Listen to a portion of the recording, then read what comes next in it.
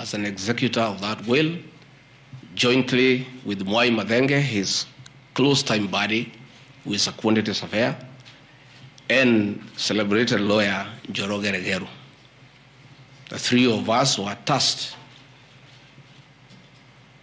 to manage his estate. In the will, you'll be given a copy. He did put his properties and assets and cash and anything that he owned in his world. And among the things that he did put was the Olive Garden Hotel, the Pingo Beach Resort, the Queen's Gate apartment, and Langata high-rise flats. It is these four properties that the Honorable Mutuse alleges in the National Assembly that Rigathi Gachagua has acquired them after becoming Deputy President in 2022 when Rigathi Gachagua died in 2017. It is the most embarrassing allegation a member of parliament can table before the National Assembly. Those properties were constructed and were in operation when the late Gachagua was alive. I take this opportunity to ask for forgiveness to my late brother, James Derito Gachagua, that today, as your younger brother defends himself, he'll defile your privacy by distributing your will that you wrote in privacy. That your properties that you worked so hard for many years to benefit your wives and children are now a subject of discussion and are alleged to be proceeds of corruption. How unfair, how cruel can you be to a dead man? A man who worked so hard, a man who gave his life for his family, to buy plots, to construct property, and leave them in his death for his children and his brothers and sisters. And then you go to the floor of the House and allege that those properties are production of corruption. My dear brother, rest in peace and forgive me for having joined politics. Because were it not for politics, you would not suffer this shame. Your children are crestfallen as you see their properties being splashed in newspapers as proceeds of crime. The Olive Garden Hotel that is alleged to have been bought by Rigathi Gachagua belongs to the estate of the late James Derito Gachagua. And in his will, he directed that we sell all his properties and divide the proceeds among his brothers, sisters, wives, and children. We, as the executors of his estate, and I want to pay tribute to lawyer Njoroge Regeru and Mwai Madenge for their commitment and sacrifice to the Gachagua family. Many executors who have been given properties to run by deceased people end up misusing them and depriving the beneficiaries. These two great men and myself, because my brother knew I'm an honest man and a fair person, and he knew his family would never suffer in my hands. We were able to sell Olive Garden Hotel at 412 million and distributed the proceeds to the beneficiaries as directed in his will. We registered his will in the High Court of Kenya and were given the probate. And my late brother, in his wisdom, left Rigathi Gachagua 5% of his wealth. I was therefore able to get 20 million shillings from this sale. That is money that is in my account that again I'm told they are proceeds of crime. He left my mother 5% of his wealth, another 20 million shillings. And since my mother is dead, my late brother, because he trusted me, had put in his will that I hold my mother's shares in trust. So that is another 20 million shillings in my account. Again, my late brother left me another 4% to hold in trust of the children of another brother of ours who is deceased, the late Dr. Friend Wachira Gachagua, whose children are in South Africa. And another 16 million shillings was put in my account. My late brother gave 2% to my wife, Pastor Dorcas, because of her kindness of looking after him when he was ill. All this money that has come to me from a dead brother, I'm being told are proceeds of crime.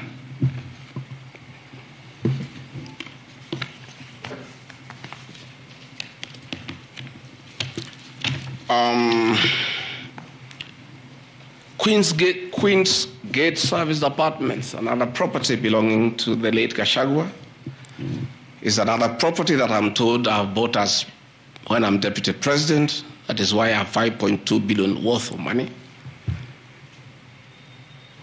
And this property, again, we sold the Cooperative Bank of Kenya, the staff retirement benefits for nearly 600 million. And this money we utilized to pay his debts. And today, as the late Gachagua rests in heaven, he has no debt.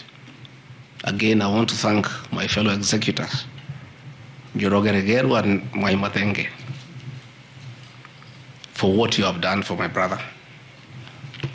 Vipingo Beach Resort in Kilifi was Gachagua's holiday home, a beautiful palatial resort on 3.5 acres on the beach. I remember with nostalgia that he used to host us there every Christmas to enjoy ourselves. This property still belongs to the estate of the deceased because ourselves have a family. We want to retain it for sentimental value so that when we visit there, we remember him and his kindness. The Honorable Mutuse again goes to the National Assembly in a very emotional manner, quoting the Bible, says that this property has been bought corruptly by the Deputy President without knowing where the money has come from. I have seen some land, Rogoro Kiamariga, 1223 in Mathera East constituency. To start with, Rogoro Kiamariga is not in Mathera East constituency. It is in Mathera West constituency. In haste to dispose of the Deputy President because of political deceit and conmanship and betrayal, they could not even get it right where the land is situated. They were in such a haste to get rid of the Deputy President.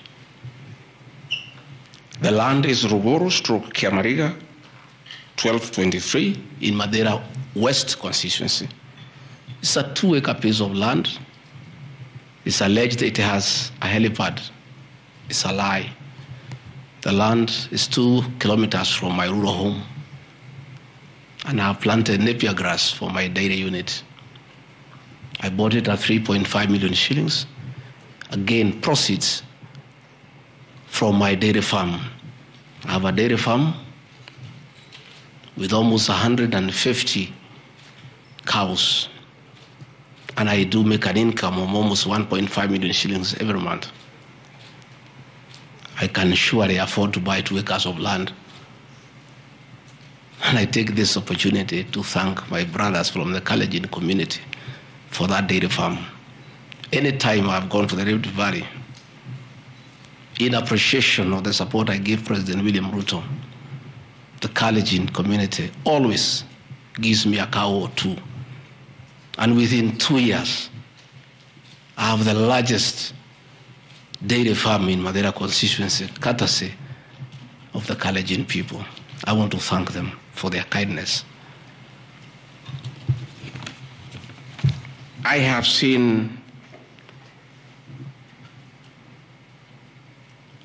an accusation that I've bought 40 acres of land in Kakuret, Kabraine, in Kieni, Nyeri constituency as Deputy President of the Republic of Kenya. I saw the Honorable Njoroge Wainaina, the MP for Kieni, signed the notice of motion to impeach me on the allegations, this one being among them. Had there been no malice, Njoroge Wainaina, the Honorable MP for Kieni, would have advised the Honorable Mutuse that he sold me this land in the year 2015. I have a sale agreement I'll give you with this picture. I bought this land from the Honorable Njoroge Wainaina in 2015. I was not even a member of parliament. Yet he has appended a signature that I should be impeached and go home for having corruptly bought 40 acres of land in Kakuret. In fact, the land is not 40 acres, actually 35. The allegation is that it's 40 acres. But that land is 35 acres. The people of Kakuret know it. I bought it from the Honorable MP for Kieni. And had he read this motion, I'm sure he would not have signed it. But as you all know, there was a lot of coercion. There was a lot of intimidation. And I'm sorry that I'm told the Honorable Wainaina is admitted in hospital because of threats, coercion.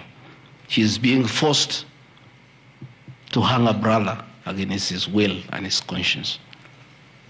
These are the lies that Mutuse brought to the National Assembly, and asking the people of Kenya to get rid of the Deputy President of the Republic of Kenya based on lies. I have seen another ridiculous allegation that the Honorable Rigathi Gachagua, Deputy President of the Republic of Kenya, has since becoming Deputy President, acquired 80 acres of land in Meru. That is false. What is true is that the Deputy President is a member of Solution Circle Limited in Meru. And for those who do not know, the Deputy President is half Meru, half Kikuyu. His mother, the late mother, Kirigo Gachagua, was born in Meru in a place called Katheri, and thereafter settled in Kiberesha. Deputy President Rigathi Gachagua sometimes is a lonely man. His father is dead, his mother is dead. His brother, Derito Gachagua, the governor, died of pancreatic cancer. His brother, Dr. Fred Wachira Gachagua, died because of alcohol. His other brother, Jackson Riani, died because of alcohol. His sisters are married. So when he goes home, many times he's lonely. And he decided to look for some land in Meru where he can go and build a house and be among his relatives, his mother's relatives. And in the process, I identified that 29-acre land and borrowed money from Solution Circle, which I'm paying every month.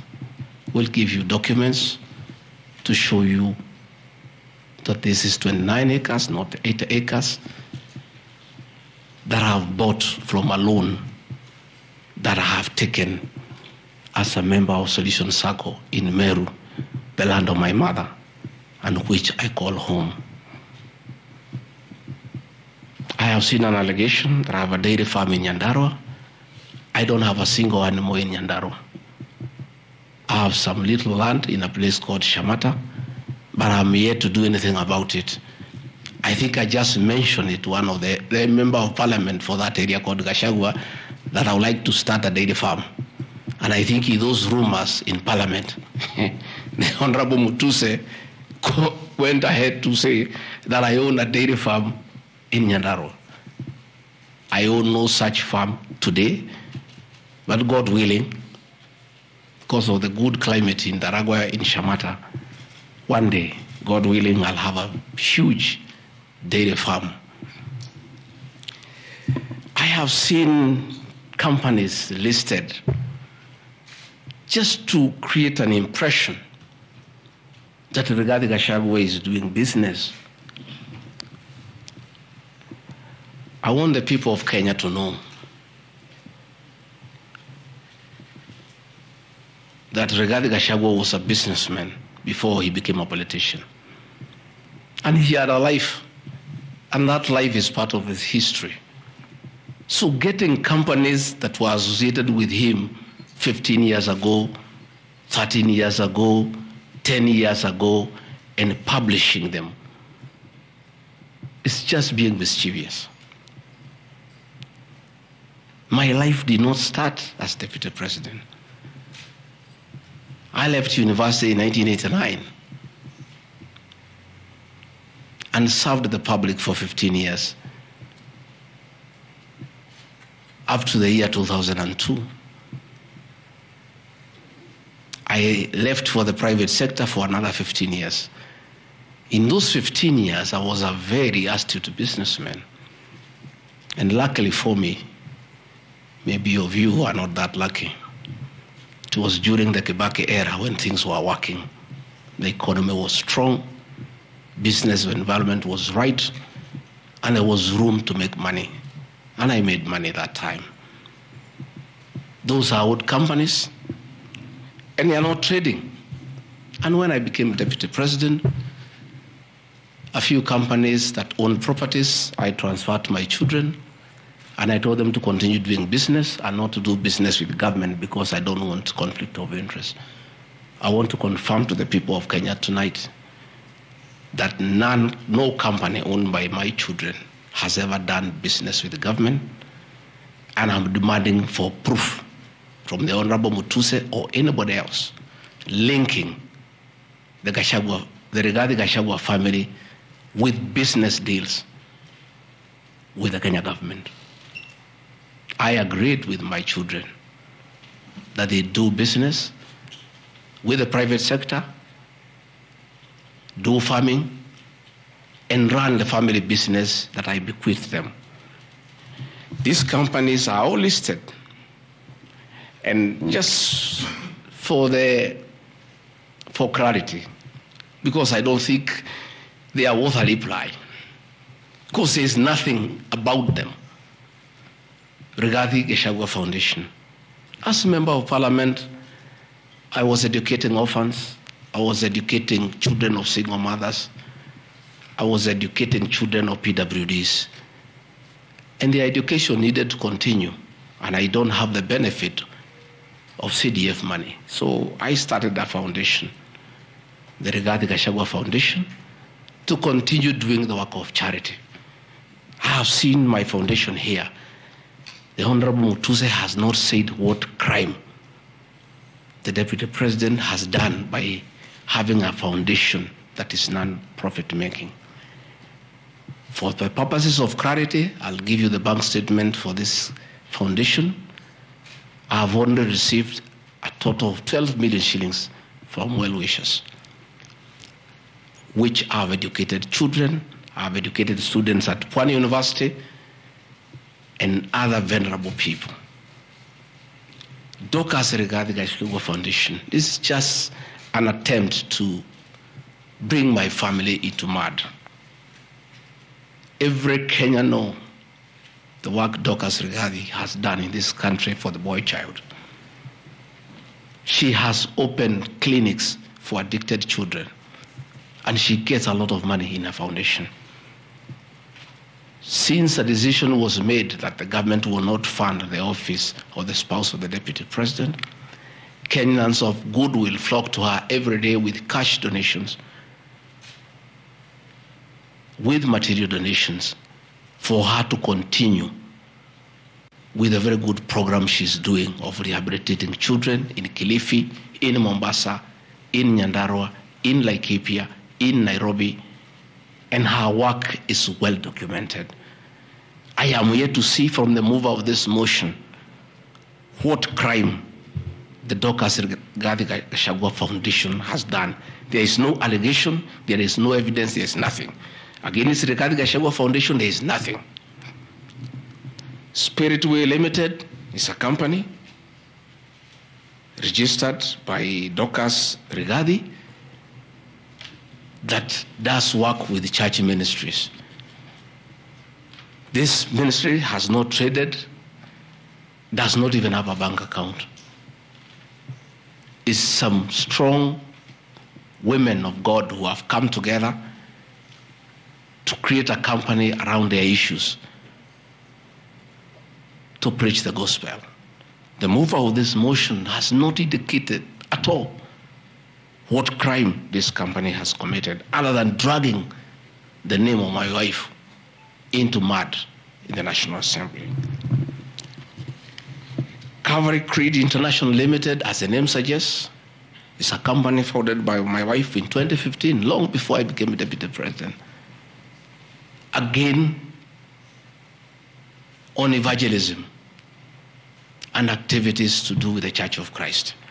I have not seen a single allegation against this company.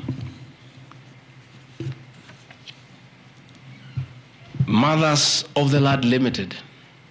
Again, this is a company incorporated by my wife, Pastor Dorcas, in 2021 with our friends. It has never traded. It does not even have a bank account. The Anani Collective. This is a business name registered by my son, Dr. Keith Rigathi, in 2021 before I came into office. And I've asked him, and he has told me the ideas he had, they have not yet come to fruition. So the company is dormant. I am yet to see a single allegation against this company by this young man. Gradpass Apartments Limited is a company that the executors of the late Gachagua put together to manage Langata View Apartments. The late Gachagua left 80 apartments for his children in Langata and asked us to sell and distribute the proceeds to the wives, the children, and the brothers in a formula that he gave. In a family meeting that I chaired, we agreed as a family that we should not sell the flats. We should share them so that everybody can be getting a rental income. In that formula, because of the shares he gave to me, I have 10 flats. His daughter has 10, his wife has 5, another one has 2, another has 1. So we did put this company together called Grand Bypass Apartments Limited. This is a company that will be managing those flats on behalf of the beneficiaries of the estate of the late Gachagua. Again, this company has been put here by the Honorable Mutuse as a company that is involved in corruption. A company set to manage flats belonging to a dead good man who had foresight to think about the future of his children. And in his death, he is being haunted on nonsensical allegations simply because a decision has been made that Rigathi Gachagua is no longer useful to this administration. He is a spent cartridge. His work was to help fight Uhuru Kenyatta and get President William Ruto to power. And thereafter, he is of no use. So he should be dispensed with, and somebody else can be appointed against the will of the Kenyan people. That is the viciousness that we are even fighting the dead. How cruel can we be? How insensitive can we be? What is this power thing? That you even fight the dead for you to entrench yourself in power and get rid of your perceived political enemies. I appeal to the people of Kenya to have respect for the dead, if nothing else. People may have money, they may have power, they may have everything, but they must remember that it is very respectful to respect the dead. Please stop haunting my late brother. Don't put him on trial. He committed no crime by working hard and leaving an inheritance for his children and entrusting his brother, Rigathi Gachagua, to look after that property.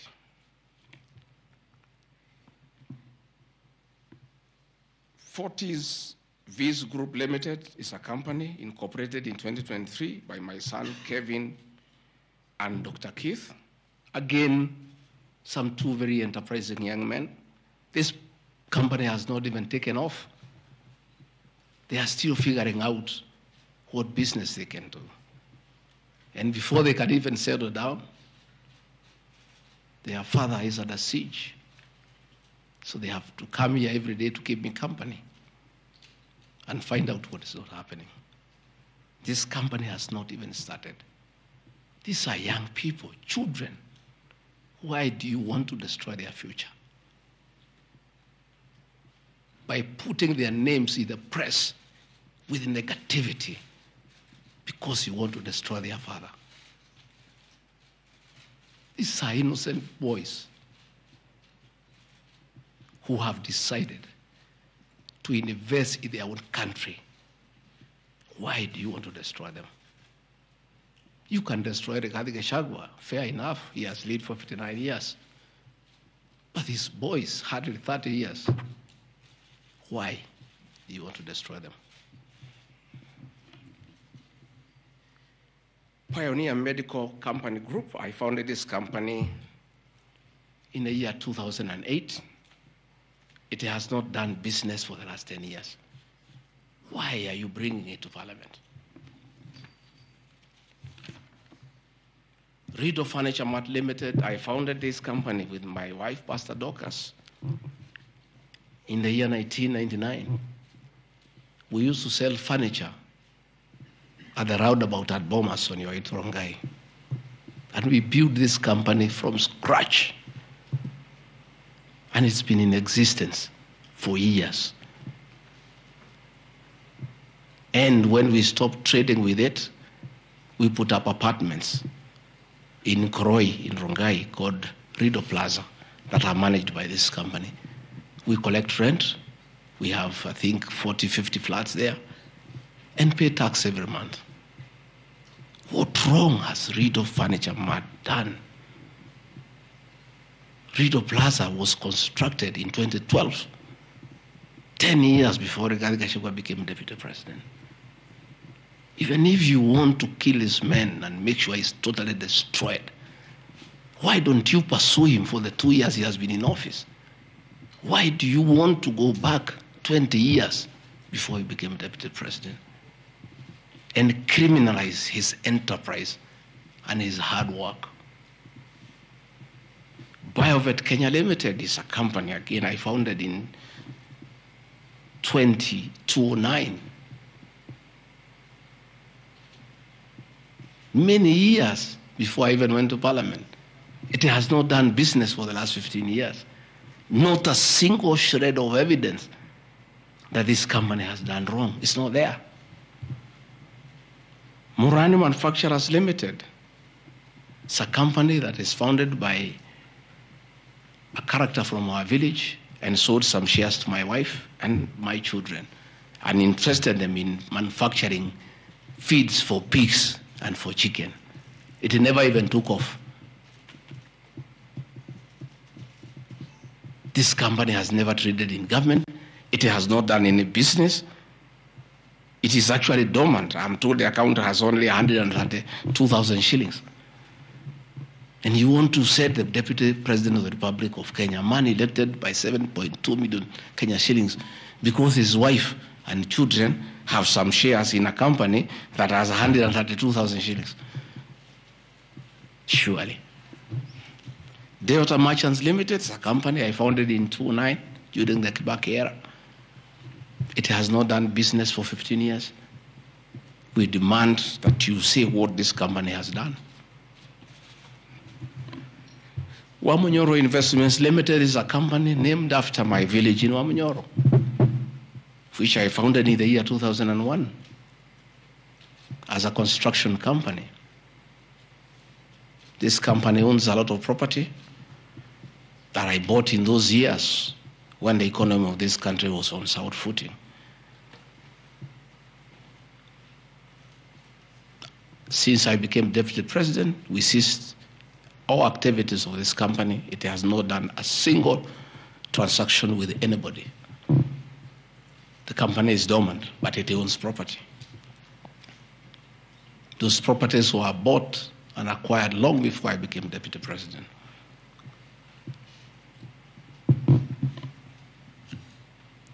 Cosmea Venture Limited is a company that was incorporated in 2018 before I became Deputy President by my sons.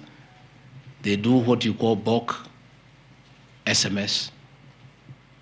I used to give them work when I was Member of Parliament to send messages to my constituents. I think they were charging me 30 cents per SMS. Some young, enterprising young people.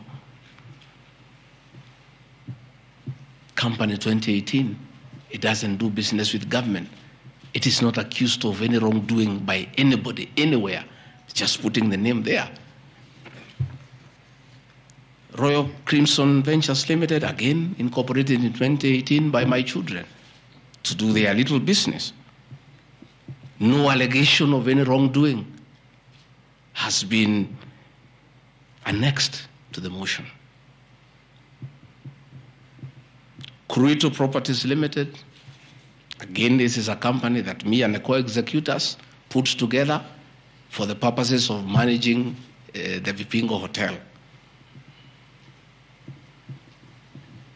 No details of any accusation, any wrongdoing, nothing.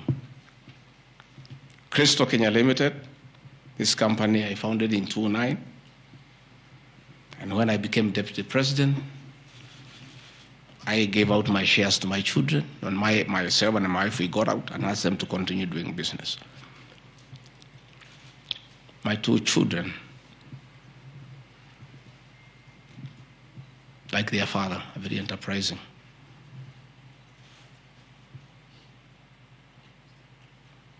Nyeri County, where I come from, we were hit badly by COVID, and all our hotels shut down. Hundreds of jobs were lost. Many people who were supplying to those hotels shut down. The two most important hotels in Nyeri is the Outspan Hotel and the Treetops Hotel, and they are always run together. The Outspan Hotel was for sale, and my children were interested, and I encouraged them.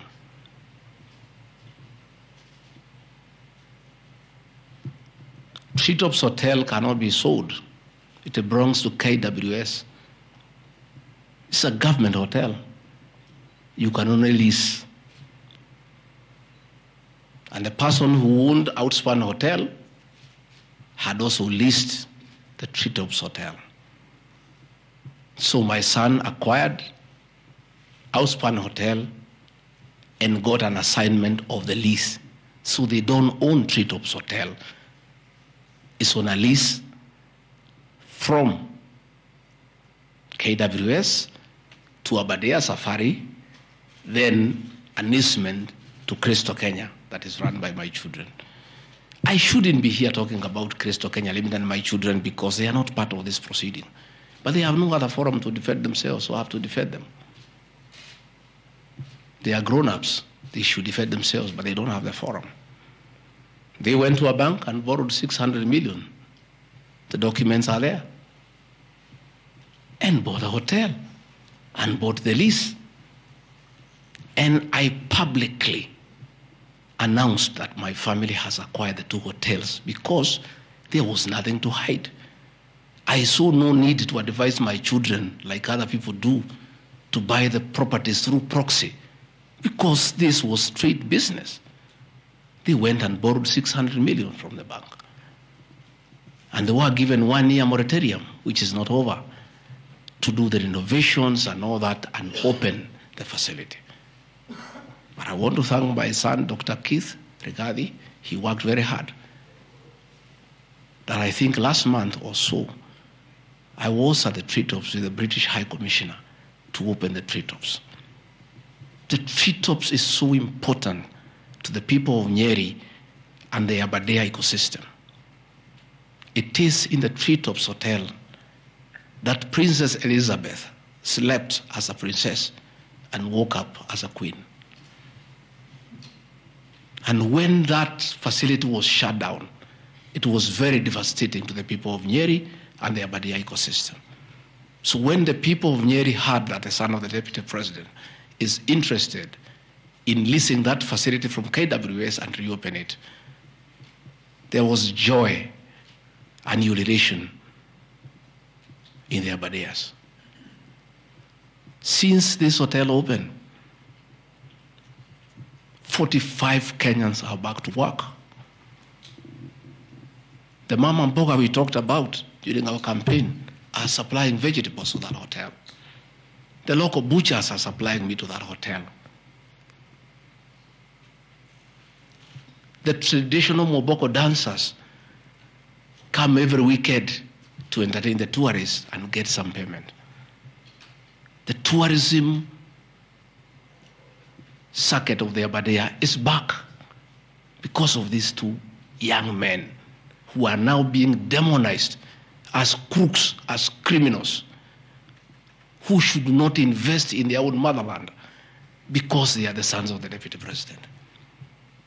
The deputy president of the Republic of Kenya spends a lot of time in one of his functions that he has been given by the president to coordinate development partners and look for investors. Why should the deputy president go to look for foreign investors when his own children can invest at home? Children of many other people I know hide their money in Dubai and Cayman Islands. They don't want to invest here. What crime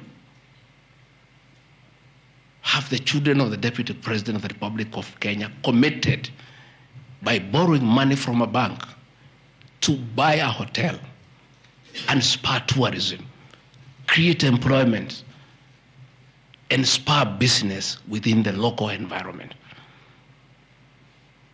These boys are so demoralized, asking me, Dad, why didn't you advise us that it's a crime to be your children, that we have no life of our own, that we shouldn't invest in our own country, and if we dare to invest,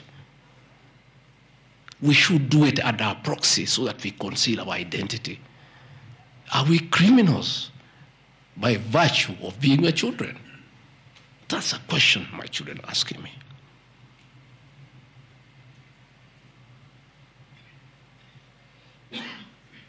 What crime can children of Kenya commit to borrow money from a bank and start an enterprise and employ people and spur tourism? How unfair can a country be to its young population to condemn them for being enterprising? I'm being told by the National Assembly that I need to be impeached from office because my children have dared to borrow money buy property in their name and invest in their own country. And for that, their father should be sent home. I want to conclude by Rigathi Farm Limited. This is a farm I founded in 2001 with my wife, Pastor Dorcas. And it runs our farms. It runs our dairy farm in Nyeri that is doing very well. I'm making $1 million shillings also every month. And I sell calves, and it's doing very well. And my farm now has become a model farm for the local farmers. We are doing chicken, we are doing rabbits, we are doing sheep. Again, nobody has told me what crime has Rigathi Farm committed. Technical Supplies and Services Kenya Limited, a company I founded in 2001. I did business during the Kibaki era. When things got very bad, I stopped doing business with it. It has not done business for the last 8 years. And of course, in the 2 years I've been deputy president. I want proof.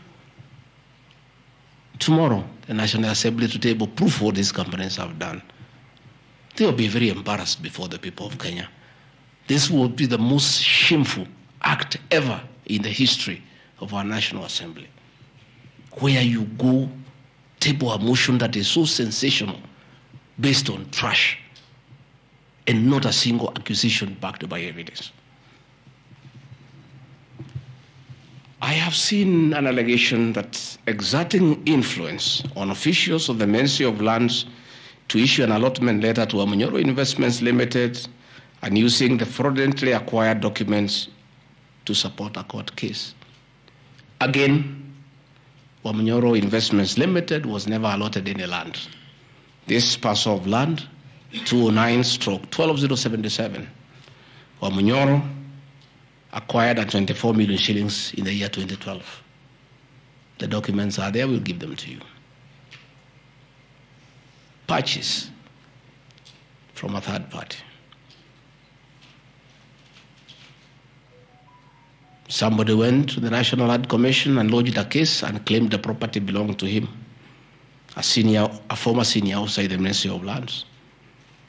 And the National Land Commission made a determination, the records are there, that the land belongs to Wamunyoro Investments Limited. Again, he went to the High Court in the year 2022. I was not deputy president. I made my witness statement before I became deputy president. I supplied all documents before I became deputy president.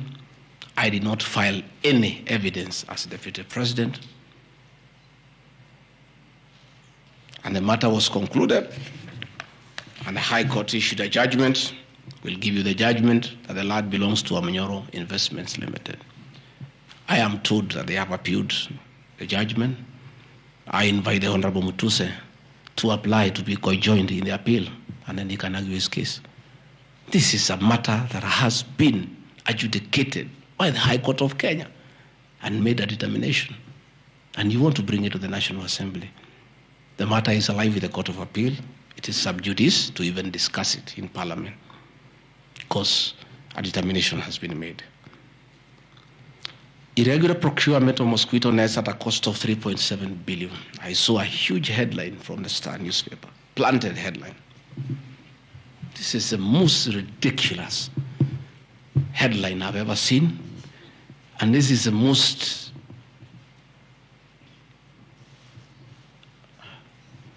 I lack a proper one, and I don't want to speak in Kikuyu.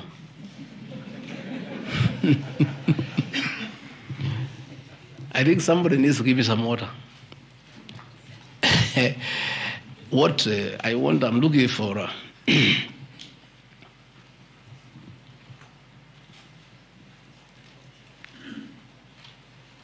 I have seen that allegation.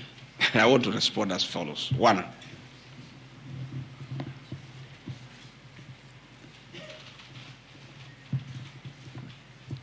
there is Andrew Mulwa, he has sworn an affidavit with the false allegations. And he had better be very careful. Because he has made a statement on oath. In the affidavit, he says that Deputy President was involved in KEMSA 3.7 billion irregular procurement of malaria nets, either directly or through proxies. Further,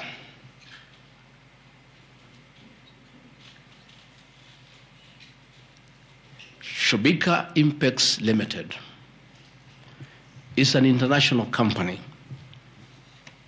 the fourth largest manufacturer of mosquito nets in the world. It has done many tenders with KEMSA, with the Global Fund, countries in Africa, in Asia. And there was a tender.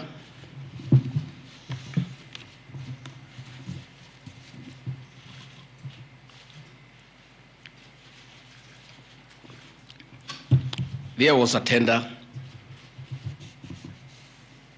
funded by Global Fund through KEMSA, and it was an international tender for manufacturers. The company owned by my son Christo Kenya Limited are not manufacturers, and they did not participate in any way in the tender, in any way. What happened is that in the year 2014, 8 years before I became Deputy President, Shobika Impex Limited appointed Christo Kenya as their local agent, whose work is to do their errands and follow their supplies at the ports of entry. Christo Kenya did not participate in this tender. It was done by Shobika. KEMSA wrote to Shobika and said, your tender was not successful because you had a problem with pagination of your security document. Pagination. Those of you who have done tenders, you number the pages. And if they are not right, you can be disqualified. And therefore, they were told, can you come and collect your bid board, your regional bid board? That's what happens. If you participate in a tender and you don't win, you are asked to collect your bid board. And they kept on coming to collect the bid board. It was not available for almost 3 months. And they asked the local agent, that is Christo Kenya Limited, can you follow up on our behalf? We participated in this tender. We did not win. We have a letter asking us to collect the bid board. We are waiting for it because this is money that is tied as our agent in Kenya. Can you follow up? And that is why when my son, on behalf of Christo Kenya Limited, went to KEMSA trying to follow up. And when it was not working, he brought it to my attention and I made a call to Mr. Andrew Mulwa, asking, my son has been here. There is a little issue about a bid board of an unsuccessful tenderer. Why is it that this is money that is tied? And these are foreigners, these are foreign investors. We don't want to make life difficult for them. Please, why don't you release it to it unless there's a problem? Oh, he said, no, the matter is under investigation. That is why we cannot release it. The bid board is with the SEC. I said, fine. If the matter is under investigation, so be it. Right along, the investigations were over. EACC wrote to KEMSA and returned the bid board. KEMSA in return wrote to Shobika and returned the bid board. End of story. Shobika did not win the tender. They were not awarded the contract to supply the nets. No nets were supplied by Shobika. No public funds were lost. And we are told by Deputy President asking why a bid board to a tenderer who has failed to win cannot be returned. He endangered the lives of the people of Kenya. That is how absurd the allegation is. There is no evidence that the company with my son participated in the tender. They did not participate. There is no evidence that the deputy president interfered with the tender. The only crime is that urging so that we don't frustrate foreign investors. If they were not successful, why are you keeping their tender security? You need to give it to them. And it was a lot of money. I think it was 500 million or something like that.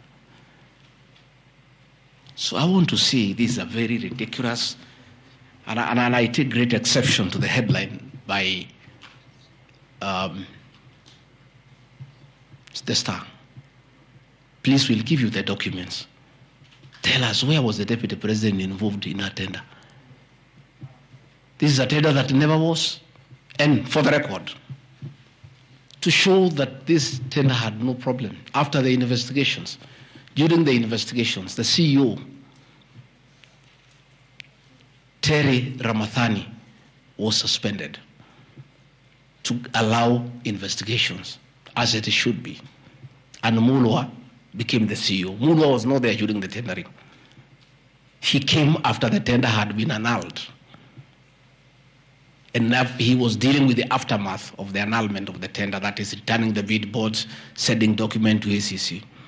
After investigations by ACC and the Senate were concluded, Terry Ramathani was appointed by President William Ruto as the Deputy High Commissioner to India. That tells you, because when those appointments are made, the head of public service writes to ACC, DCI on issues of integrity. Terry was cleared, which means there was no scandal.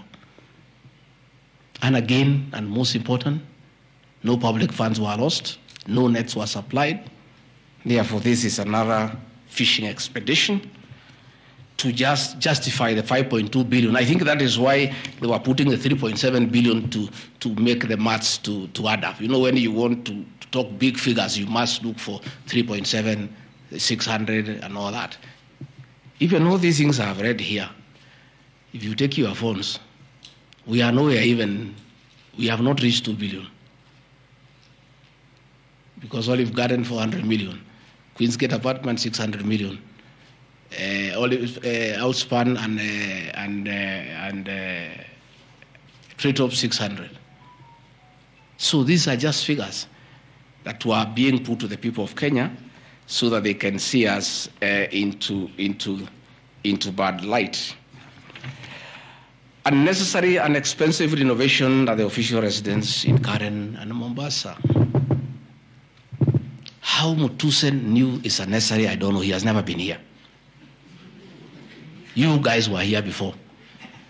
When President William Ruto was deputy president, he was denied funds for 5 years. This place was in very high state of disrepair. It took me 7 months to move in. The roofs were leaking, the toilets were blocked, the septic tanks was broken down, the borehole was broken. There was nothing. Parliament, in its own wisdom, allocated funds for the renovation of this residence. As a deputy president, I have nothing to do with public expenditure. In fact, at that time, the accounting officer, between 2022 and 2023 financial year, was the State House Controller. Procurement was done, tender was awarded, and the renovations were done. And you can see the place looks good. There was need to dignify the office of the deputy president because he has a function of coordinating development partners. Ambassadors and high commissioners and all sorts of international visitors are always here. So to dignify the office of the deputy president, the residents needed to be in the right standard, and that is not my decision, and I have nothing to do with it. As for the contractor who was awarded the job, I don't know him, and I don't need to know him. I have no business. Where he transferred his money, I would not know. I have no access to his account. Whether he is related to me, the answer is no, I don't know him. And for the record, I don't wish to know him because it's not necessary.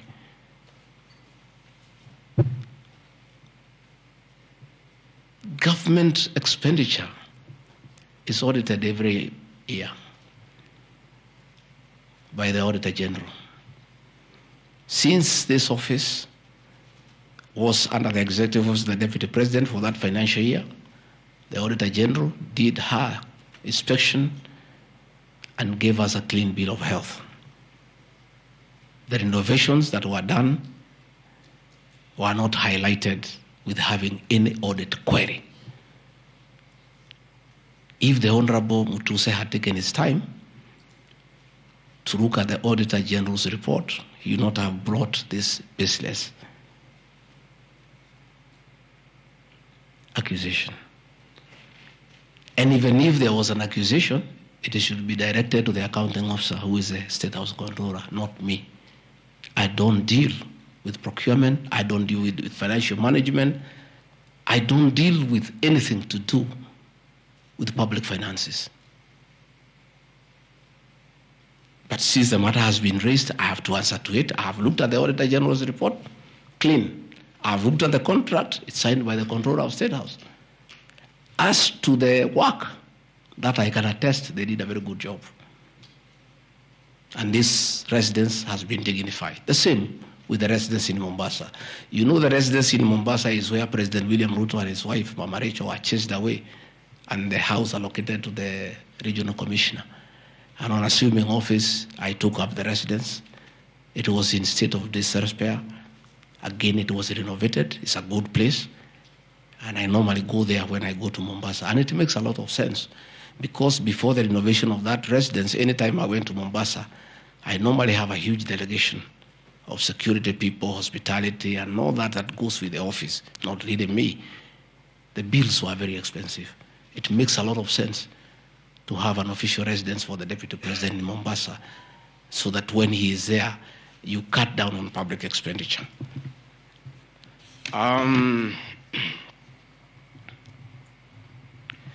Dubiously acquiring a substantial portion of sum of 100 million paid to Lusona Events Limited. Again, that's another ridiculous accusation from the north.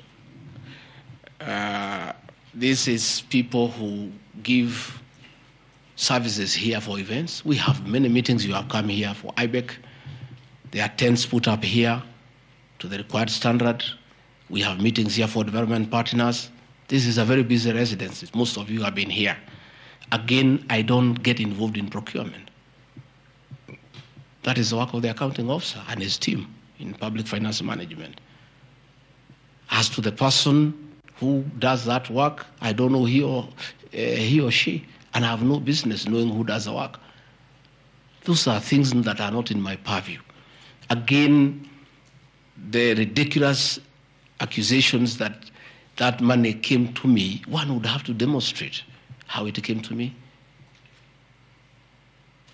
Was it brought to me through my account, through cash? Who was there? What is the evidence? Again, it is just trying to throw mud at me. And I want to say that that accusation is baseless, and we believe we want to see the mover of the motion coming up with tangible evidence. Again, these accusations lack particularities and accusations. Again, we'll be challenging that again in court, because there is a ruling that grounds of impeachment must be well grounded and must be particularized and specific. This is just an allegation. Where is the nexus between the supplier of events to this residence and the Deputy President, Rigathi Gachagua? There is no nexus. I don't know the person. I don't know the company. I'm not involved in the procurement. I don't even know how it is procured. All I do is I want events, and they are arranged, and I take part in those events. Those accusations of funds utilizing the Deputy President, in the office of the Deputy President, coming for my personal benefit, are ridiculous, unfounded, and totally malicious, and there is no evidence whatsoever And I want you people of the press to also ask these people to give you the evidence. Don't just write headlines. Ask, where is the evidence? Where are the particulars? You don't just allege, oh, this particular supplier, this money went to the deputy president. Yes, fine, that is good. How? How did it go to the deputy president? You must explain.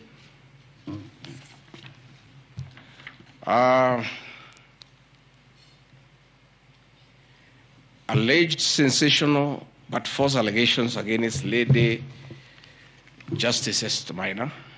It is alleged that the special notice of motion at ground 4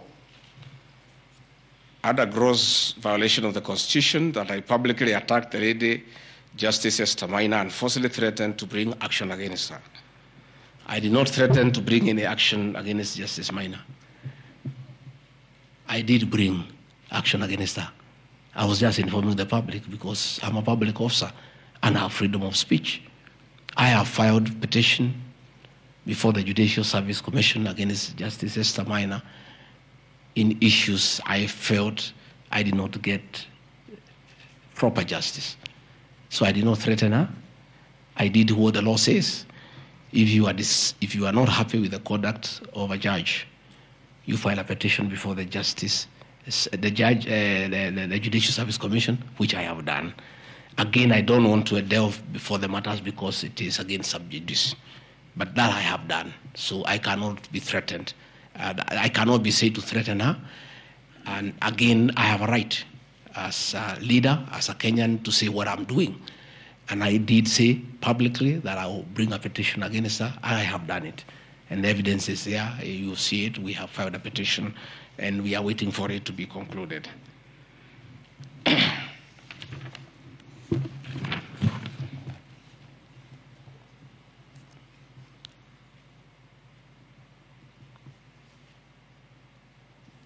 Again, I want to emphasize that my statements were protected speech consequent to a decision by the land judge in a matter involving my personal assets, which I disagree with and found to be wholly unfair.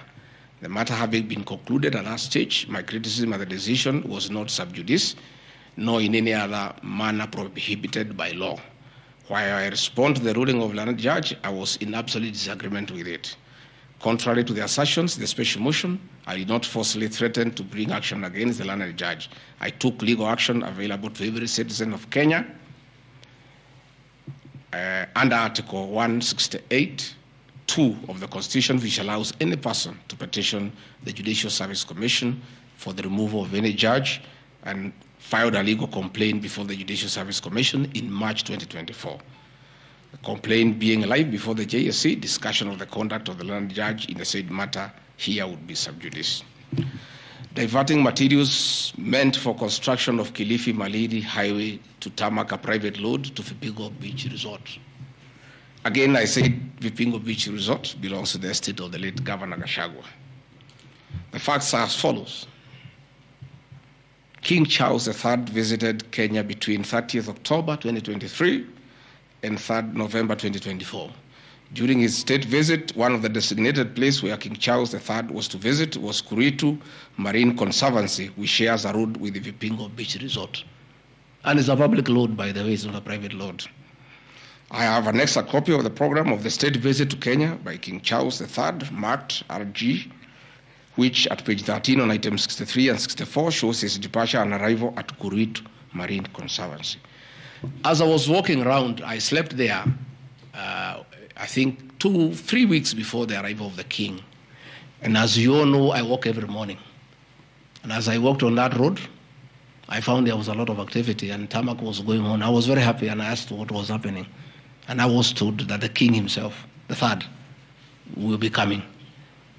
So, like all other residents of that area, we are very indebted to King Charles III. That this was done very speedily. Rigathi Gachagua never called anybody to do this road. In fact, I'm informed that this road is donor funded, the one to Kilifi, and there is a component of corporate social responsibility. And I have learned, after I have inquired, that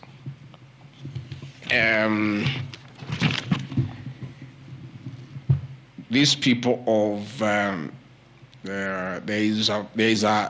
road is called Takaungu Shariani Vipingo.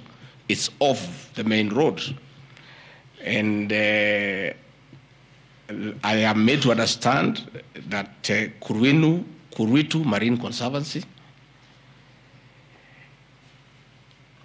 Vipingo Secondary School, Shariani Primary School, among other stakeholders, including a public market, applied to Kenya to be considered for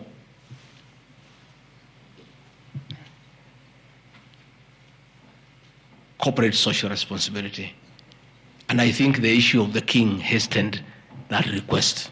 And that's why I said we are grateful to the king. Again, I invite evidence to show that I influenced that road. In any case, I would like to know the member of parliament for that area, how he will vote in this motion. He should be a very happy man. If Deputy President Rigathi Gachagua occasioned a tarmac road to be done in his constituency, he should vote for me. But I didn't. And when I went there, that Shariani market, people are very happy with that road, because I walk there in the morning when I sleep there. People are very happy with that road. The secondary school there, the boys and girls are very happy. The primary schools are there. And again, contrary to the assertion by the Honorable Mutuse, it's not a private road, it's a public road. And it is serving many people, a primary school, a secondary school, a market, and a whole community, including the family of the estate of the late Governor Gachagua. We are just beneficiaries of good deeds by our government that were hastened by the arrival of His Majesty the King III. Undermining the President and the Cabinet by allegedly making contradictory public statements from the position taken by Cabinet regarding the evacuation of the people residing along Nairobi River. To start with, for the record, President William Ruto has never complained to me that I have undermined him. If he has told that to Honorable Mutuse, I would like to know that he has complained to Honorable Mutuse that his deputy has undermined him. Article 147 of the Constitution provides the Deputy President shall be the principal assistant to the President and shall deputize for the President in the execution of the President's functions. Article 28, which states that every person has inherent dignity and the right to have that dignity respected and protected. Article 29C, which states that every person has the right to freedom and security of the person, which includes the right not to be subjected to any form of violence from either public or private sources.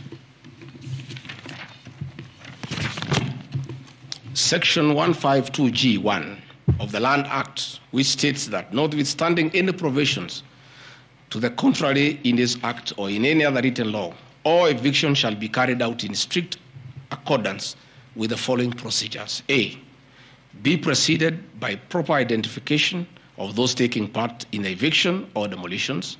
B, be preceded by the presentation of the formal authorizations for the action. C, where groups of people are involved, government officials or their representatives to be present during an eviction. D, to be carried out in a manner which respects the dignity, right to life and security of those affected. Include special measures to ensure effective protection to groups and people who are vulnerable, such as women, children and elderly, and persons with disabilities. F, include special measures to ensure that there is no arbitrary deprivation of property or possessions as a result of the eviction. G, include mechanisms to protect property and possessions left behind involuntarily from destruction. H, respect the principles of necessity and proportionality during the use of force and give the affected person the first priority to demolish and salvage their property. Critically, our Constitution provides at Section 147(2) that first, the Deputy President shall perform the functions conferred by these constitutions and any other functions of the President as the President may assign. Pursuant to Article 3 of the Constitution, I, as well as every citizen of Kenya and state of public officers, have the obligation to respect, uphold, and defend the Constitution in performing any of my functions. The national values and principles of governance contained in Article 10 of the Constitution bind all state organs, public officers, and all persons, including myself as the Deputy President, wherever we make or implement public policy decisions.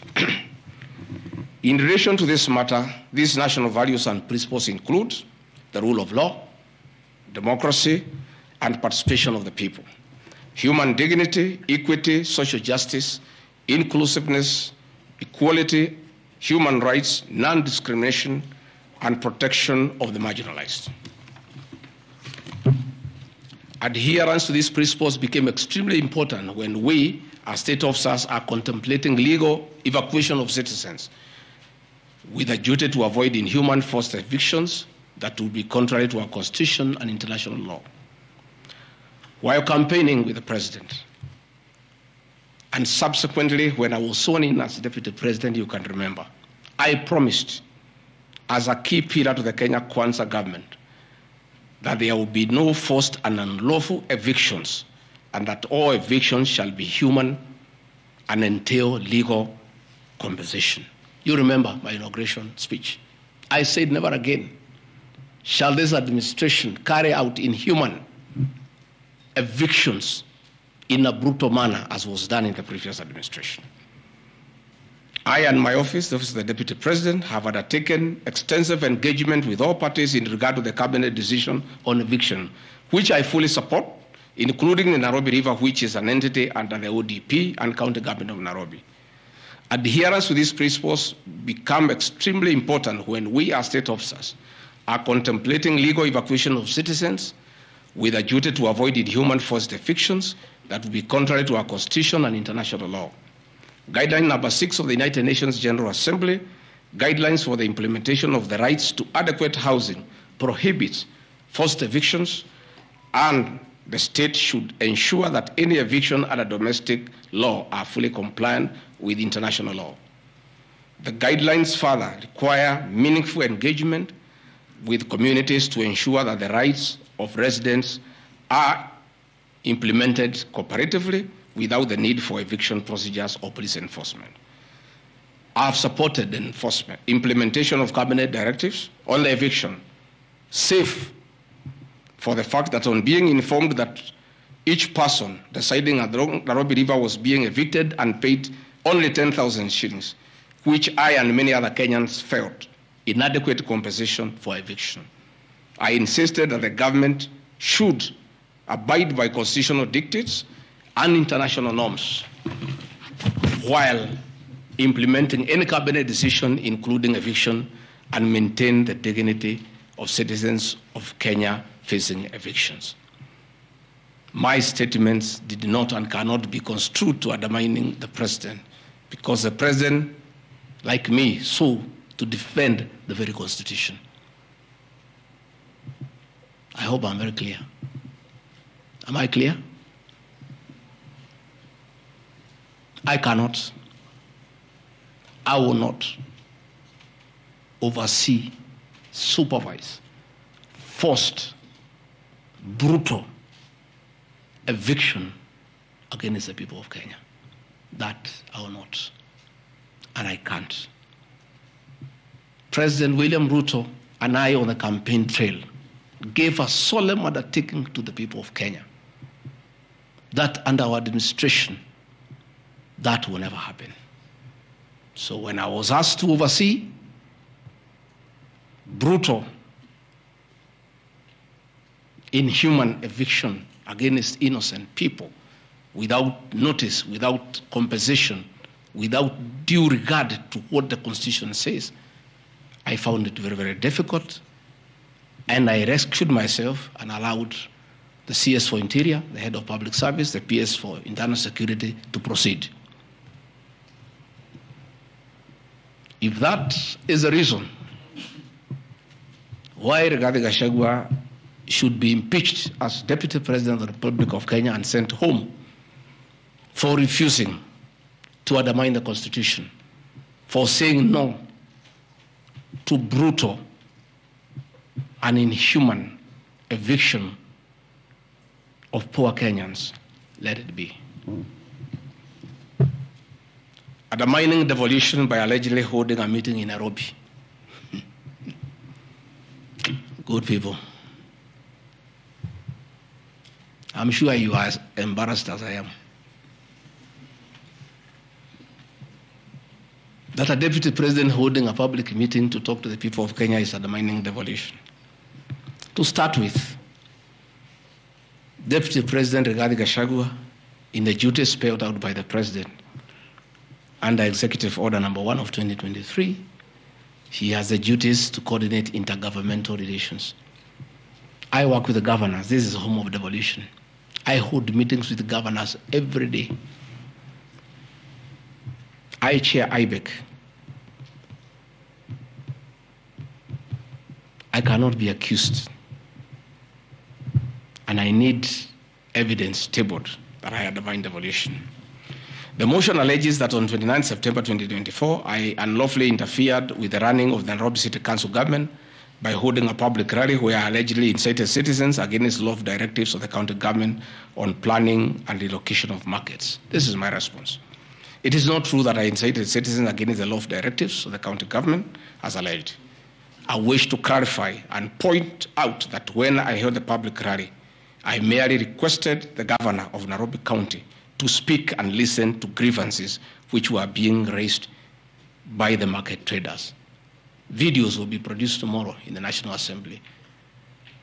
I, Rigathi Gachagua, asking Governor Sakaja to take time to listen to the people and listen to their grievances.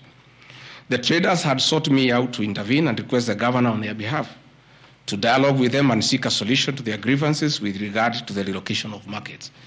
Had the governor listened to these traders, they would have had no business coming looking for me. All I was saying is listen to the people. Before you relocate them, have public participation. Most of those traders have lived in Wakulima market for 40 years. They wanted to discuss with the governor what happens to us, what happens to our customers, what happens to the distances that we cover, what about the extra cost of going to the new relocation. And I think the traders were right. Requesting a meeting with an elected leader is their right. And when they requested me to go and meet them, because they were desperate and they needed somebody to hear to them, I did go and speak to them. Again, this motion alleges that on 20 September 2024, I unlawfully interfered with the running of the Nairobi City Council by inciting citizens against law directives of the county government. The leadership of Nairobi business traders approached me sometime in March 2024 at my official residence to discuss multiple issues affecting business and requested engagement in the resolution and intervention on these issues adverse to business. Consequent to this meeting, I directed that short, medium, and long-term strategies be undertaken, coordinated by the Office of the Deputy President, to address the issues raised that are cross-cutting with the agencies including KRA, Kenya Post Authority, Counterfeit Authority, Kenya Bureau of Standards, the National Police Service, Kenya Corporate Board, given that devolution is under the Office of the Deputy President. I was just doing my work.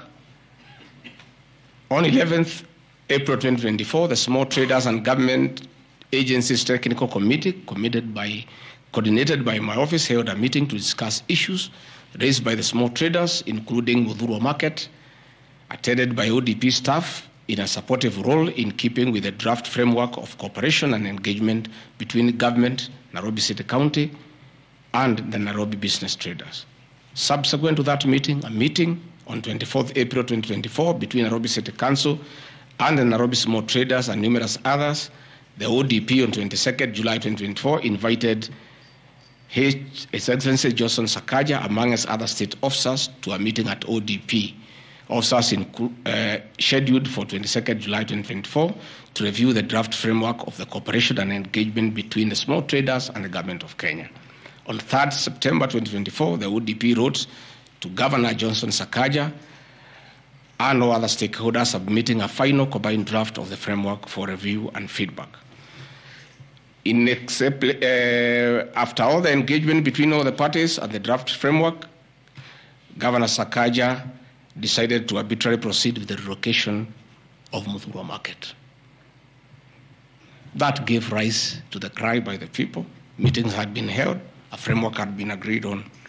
And as an elected leader, as deputy president, I think going to listen to people who are in anguish, who are crying, is responsible leadership. The government that President William Ruto and I lead is a listening government. And going to listen to people cannot be an impeachable crime. I would like to know how members of parliament would want to send me home for going to listen to people who are crying that they need to be listened to. I would like to understand. Undermining devolution by allegedly holding meetings to fight alcohol.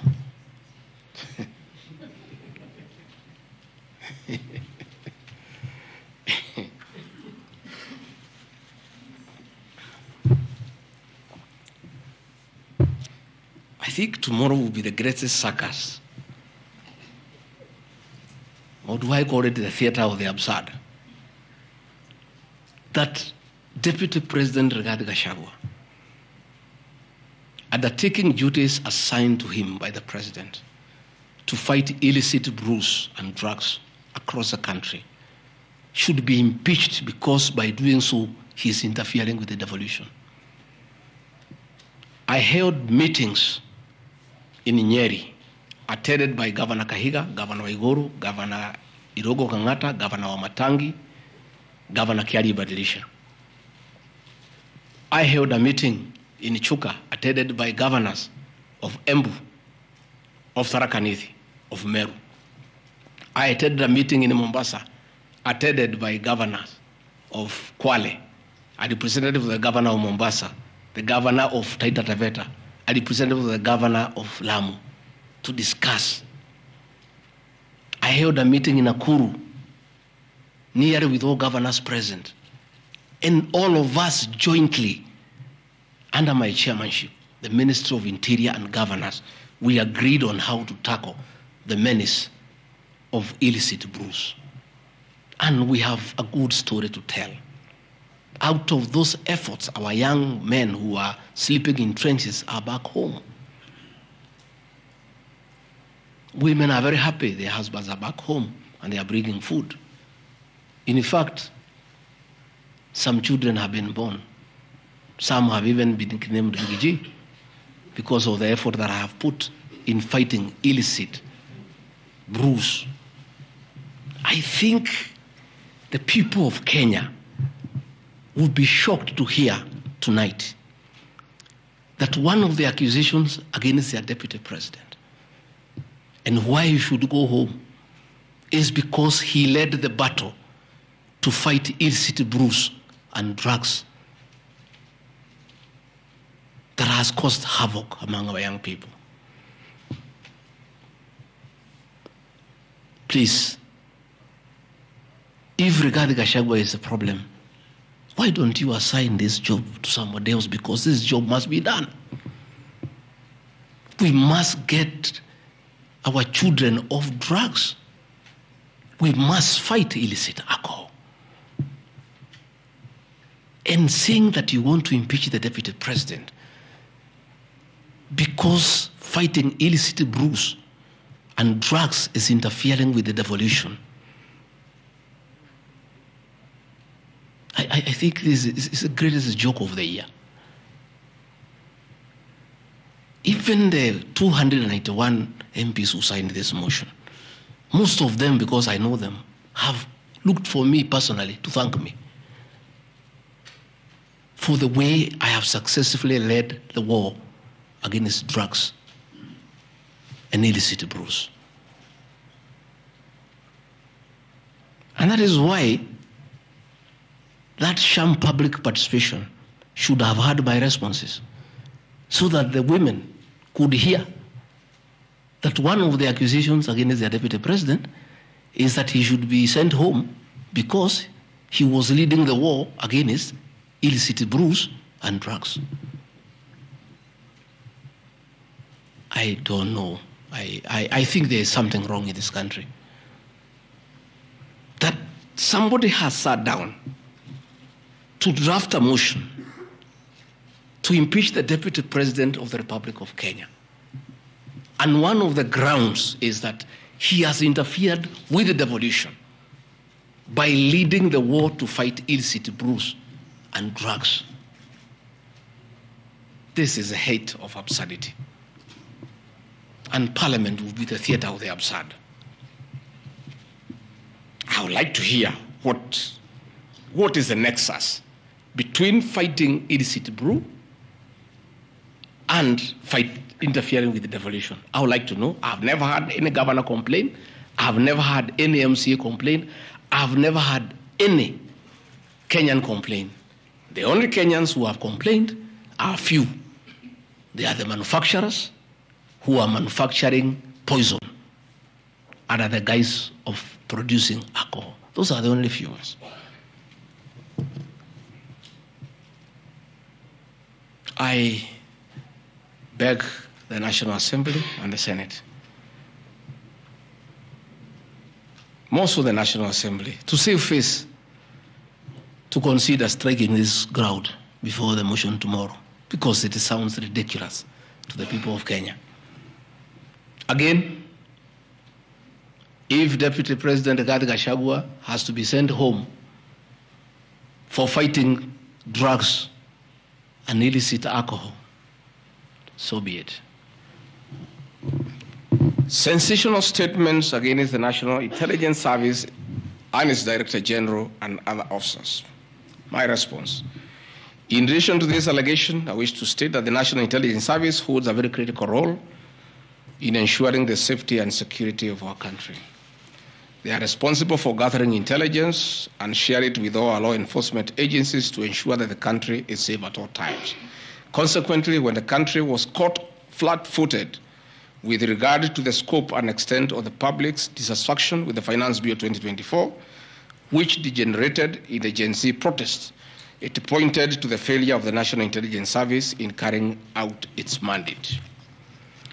I am persuaded that the National Intelligence Service ought to have known beforehand that the public was completely opposed to the Finance Bill, and they ought to have briefed the President before the protests began, as this would have caused a change of tact by government regarding the proposed bill, and protest which culminated in the loss of innocent lives and destruction of property could have been avoided. Hence, I express my opinion, as this is in my public media briefing in Mombasa, and my utterances were not any different from what happens to other countries when there is lapse or failure by the intelligence agencies.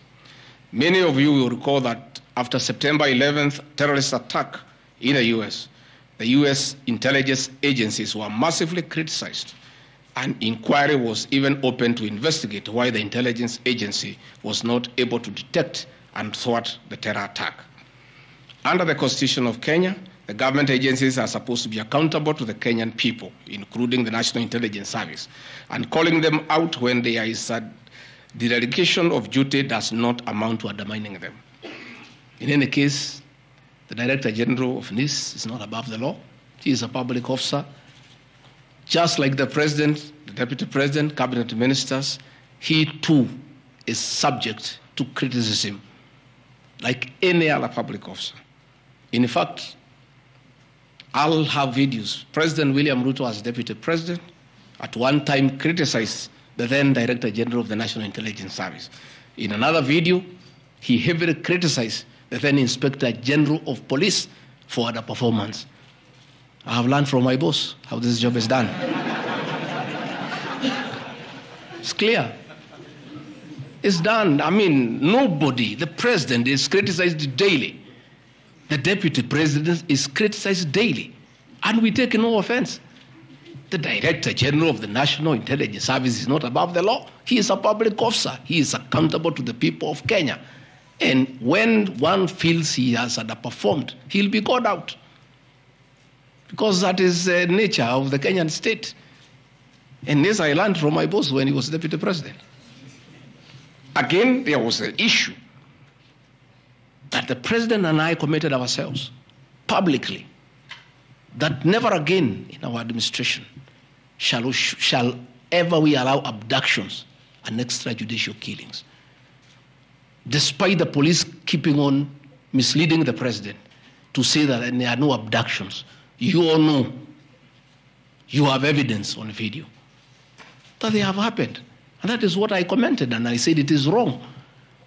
And because I'm a truthful person, I'll say what is wrong when it happens. Despite the fact that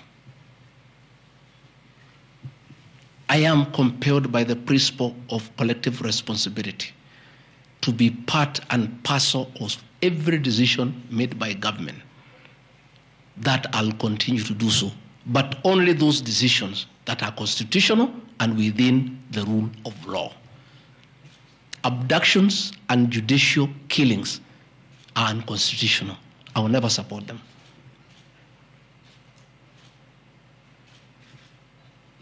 President William Ruto has been criticized left, right, and center. I have not seen him take anybody to court for criticizing him. Why is Rigathi Gachagua being impeached for calling out the Director General of the National Intelligence Service? The Deputy President is criticized daily. The judiciary is criticized daily. The media is criticized daily, including the Star, whom I have criticized today. But that is as far as it goes.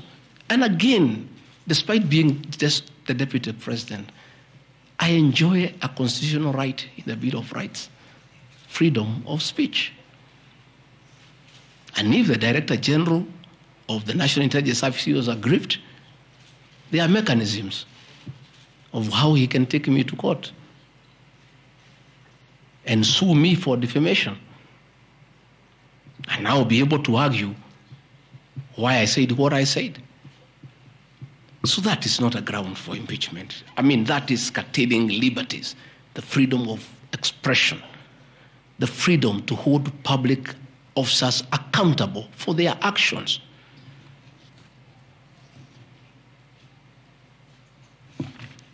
And I want to say finally,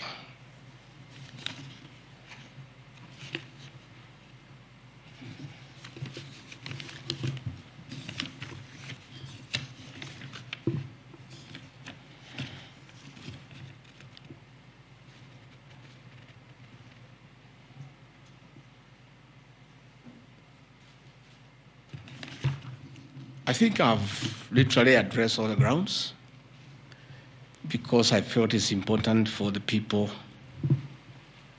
of Kenya to know the allegations against the Deputy President and his responses. And as you have heard, though you are not judges and you are not advocates, there is nothing here that violates the Constitution. There is no gross misconduct. There is no crime that has been committed.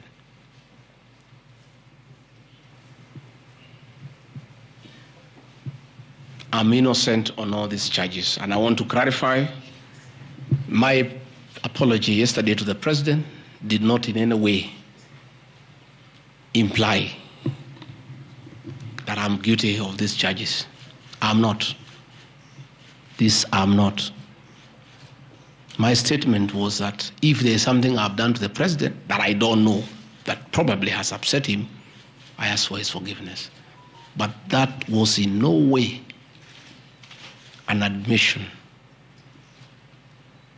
of these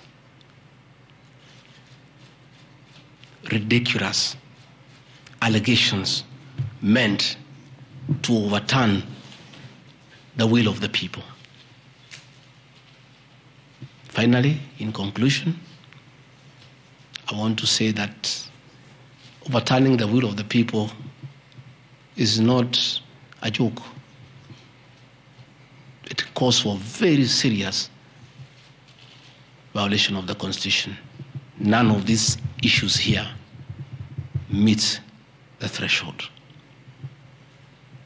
We'll go to Bunge tomorrow. I'll be there at 5 for 2 hours, and I'll put my case. In the unfortunate event it proceeds to the Senate, I'll be there again to prove my innocence by way of evidence.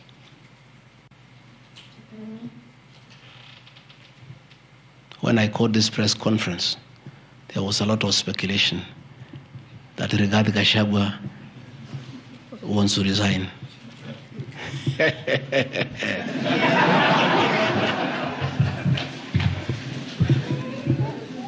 This is a man elected by 7.2 million Kenyans. How dare you suggest to him that he can do so without public participation?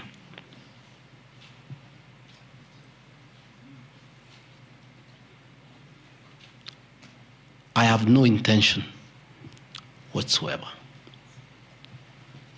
to resign from this job. I'll fight to the end.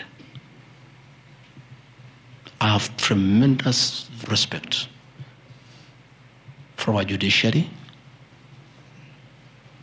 and the professional judges of the High Court, the Court of Appeal, and the Supreme Court.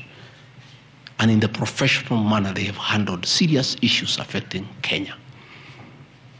The impeachment of a deputy president elected by 7.2 million Kenyans is not a small matter that can hastily be decided by a few members of parliament and senators and wish it away.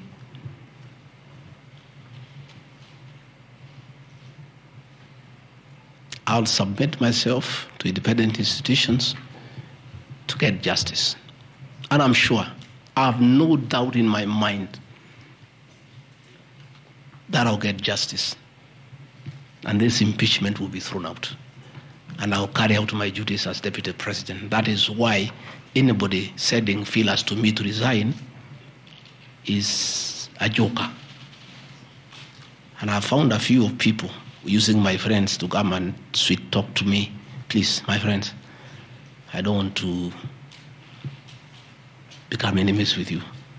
When you are given such silly messages, don't bring them to me. I have no intention. I cannot resign.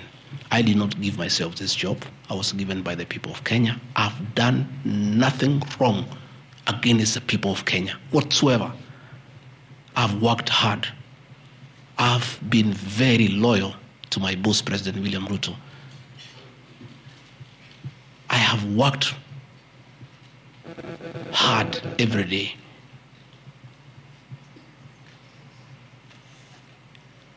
And I will not be distracted. I think there's one issue I've forgotten, one ground. The issue of the shareholding, isn't it? Even you guys can remind me if there's one issue that I have not dealt with.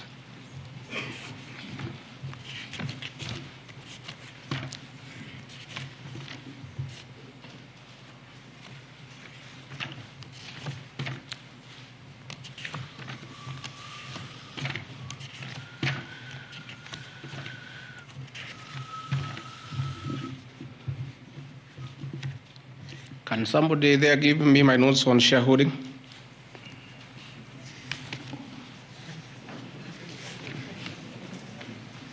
Yeah, I have them here. That's okay. Yeah, this is an important one. Yeah, there are several. I had not. There are a few silly ones. There's one that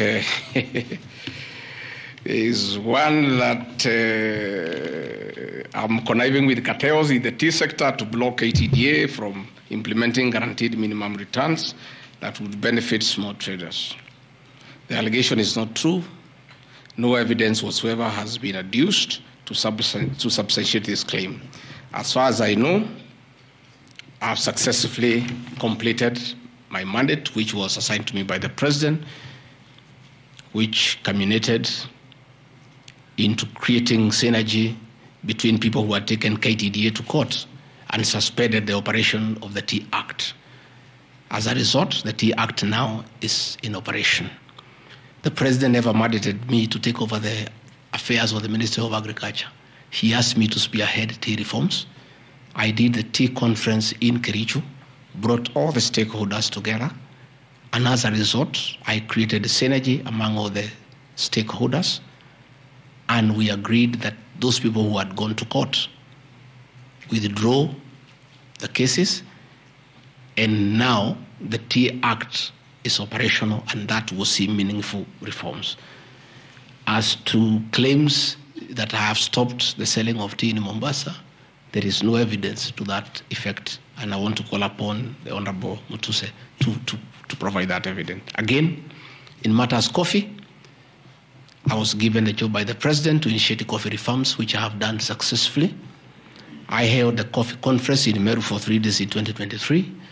For the last 2 years, I have been working with stakeholders, including members of Parliament and the Senate, which has culminated into 2 bills, the Coffee Bill 2023 and the Cooperative Bill 2023. These 2 bills, the Coffee Bill 2023, will see the reintroduction of the Coffee Board of Kenya that will market coffee for farmers without putting profit. We have also recommended the reintroduction of the Coffee Research Foundation or the Coffee Research Institute in Roiro to work on better varieties and drought-resistant crops. Through my efforts, again, I have completed my work. The 2 bills are before the National Assembly. I call upon members of the National Assembly immediately after the impeachment process to embark on these 2 bills and see them to fruition so that farmers can enjoy the work we have done in coffee reforms. I have seen another absurd, that I have taken control of a local cooperative society in Madira constituency where I was a member of Parliament. This is false. I should be told which society by name, because I know all the societies. I know all the farmers by name. It's really ridiculous. Again, there is no evidence. There is nothing. It's just trying to spoil my name before the people of Madeira who elected me as their member of Parliament. On the issues of shareholding, I think this matter has been discussed for a long time, and I think it's good tonight I put it in proper perspective. I wish to state that the allegation is equally false. None of my family members, allies, or associates are in control of any cooperative society in Madeira. That one I had done. In shareholding by virtue of the provisions of the 3rd schedule of the Political Parties Act, the constituent parties of Kenya Kwanza Coalition entered into various agreements which were deposited with the Speaker of the National Assembly and the Speaker of the Senate for purposes of Article 108 of the Constitution of Kenya. 16.2, the following were members parties of Kenya Kwanza: UDA, ANC, Ford Kenya, PAR, Farmers Party, Chama cha Kazi, Communist Party, Economic Freedom Party, the Service Party, Tujibebe wa Kenya Party, Umoja na Maendeleo Party of Kenya, and the Democratic Party of Kenya. In accordance with provisions of Clause 3E of Schedule 5 of the Political Parties Act, each of the agreements contained in a power-sharing development agenda for certain regions in Kenya. I attach here copies of the said agreement. I'll give you the Kenya Kwanza agreement so that you know when I talk about shareholding, I'm not talking about Kenyans. I'm talking about this agreement that was signed by President William Ruto and almost everybody else on how power will be shared. I've never talked about sharing resources. I have been talking about power sharing for people to get what they deserve in sharing power in accordance with this agreement. Like, for example, in an agreement between UDA, ANC, and Ford Kenya, the UDA would nominate the president and the deputy presidential candidates, which has happened. I got my share, although I have no share certificate. The President would guarantee the stature, dignity, financial and operational autonomy of those of the Deputy President. It's in the agreement. The office of the Deputy President will be allowed specific duties identified at Article 21 of the agreement. ANC will be allocated a position of Prime Cabinet Secretary to be established within 14 days. It was given to Musalia. The office of the Deputy President, Ford Kenya will be allocated the position of the Speaker of the National Assembly, which was given to Moses Wetangula. In accord with Article 2.1 of the Power Sharing Agreement, ANC and Ford Kenya would have a 30% share of national government positions. So, the Honorable Musalia Mudavadi, the Honorable Wetangula, and the people of Western, please don't condemn Rigathi Gachagua. The agreement is here, defining your share in the government. It is not me. I did not sign this document. It was signed by Musalia, Wetangula, and President William Ruto. So when I say about this share thing in terms of positions, I've never talked about resources, about development. Although it is also here, is that regions bargained with the president for shares.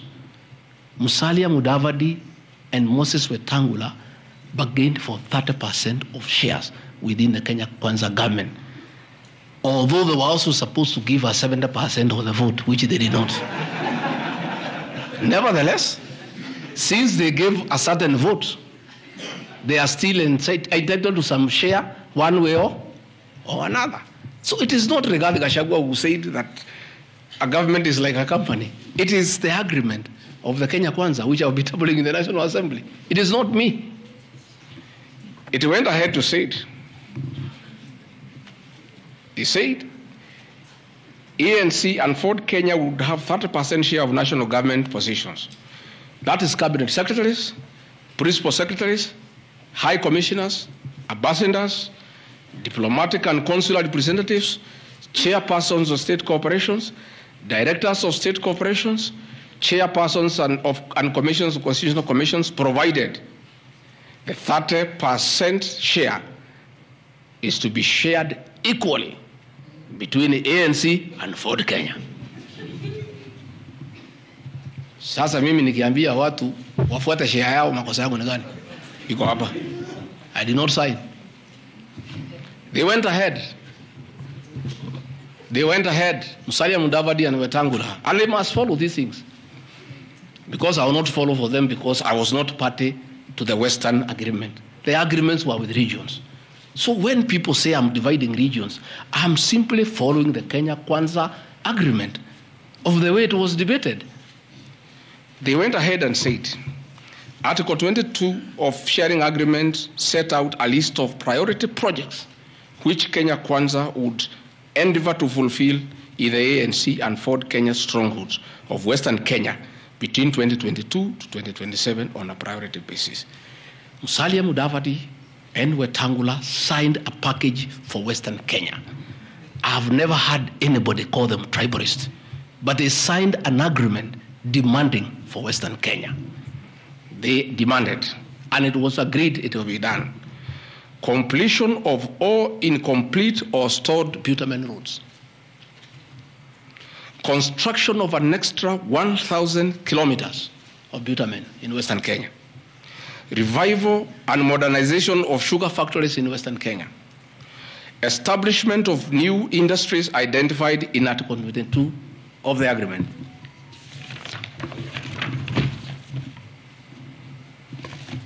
Ladies and gentlemen, this is the Kenya Kwanza agreement on shareholding.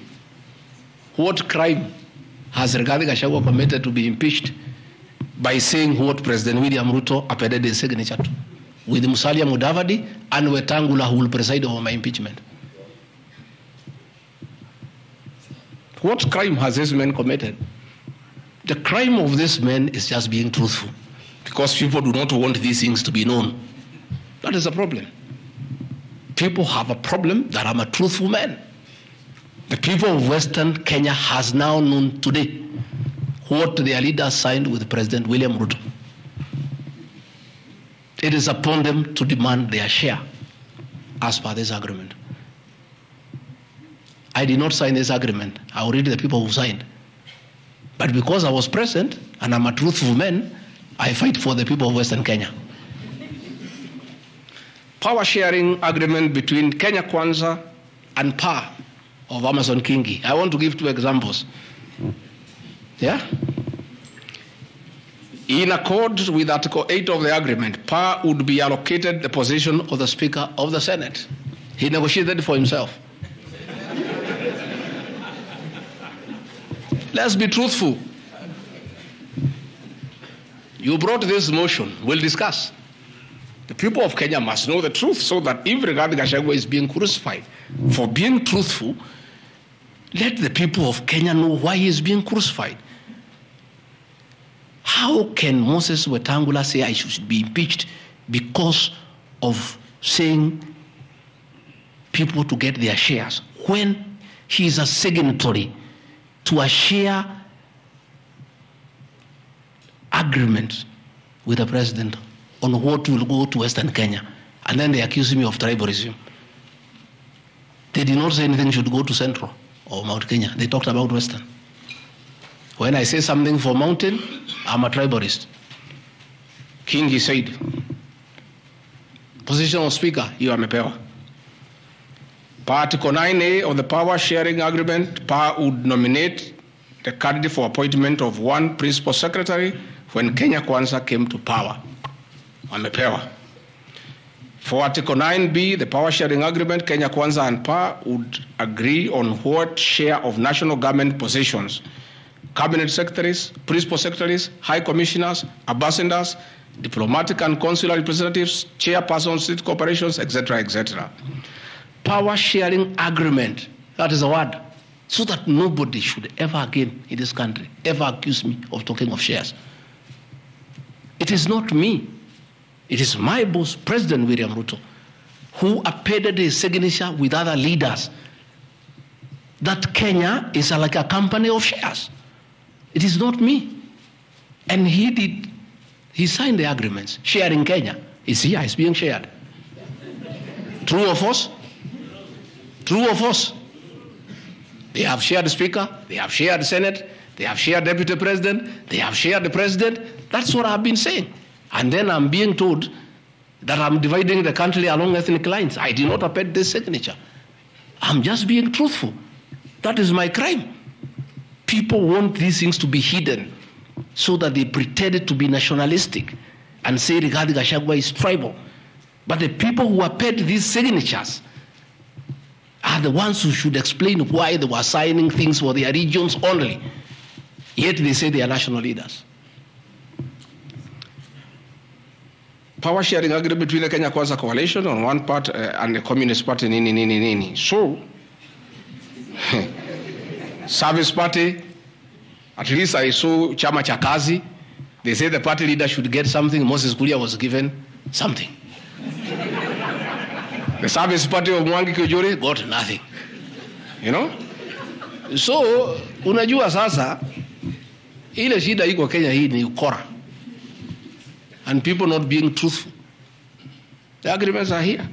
Like in a Communist Party, they have been making noise. They signed an agreement, they have not seen anybody. Yeah? So,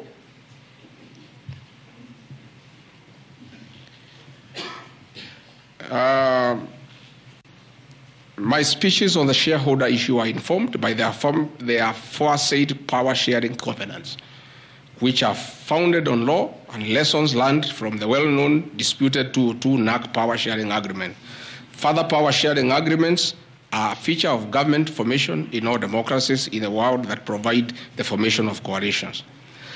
My pronouncements on the issue, properly understood, are not only anchored in law, but entirely harmless and incapable of being construed as a basis for ethnic animosity, a danger to national cohesion, or a threat to national unity.